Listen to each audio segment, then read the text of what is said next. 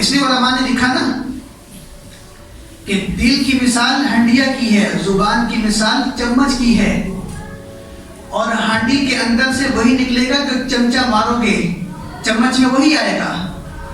تو آج ہماری زبانوں پر دنیا کی محبت، پیسے کی محبت، عورت کی محبت، دنیا کے اسباب کی محبت، گناہوں کی محبت زبانوں پر آ رہی ہے۔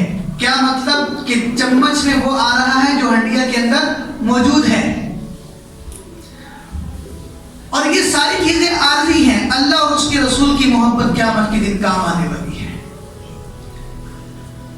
علماء نے لکھا کہ دنیا کی محبت کی مثال خارش کی طرح سے ہے۔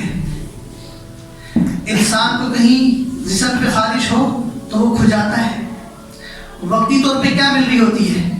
سکون اور لذت اور راحت، لیکن کھجاتا رہے تو آہستہ آہستہ وہ جلد کو کیا کر رہا ہوتا ہے؟ خراب کر رہا ہوتا ہے۔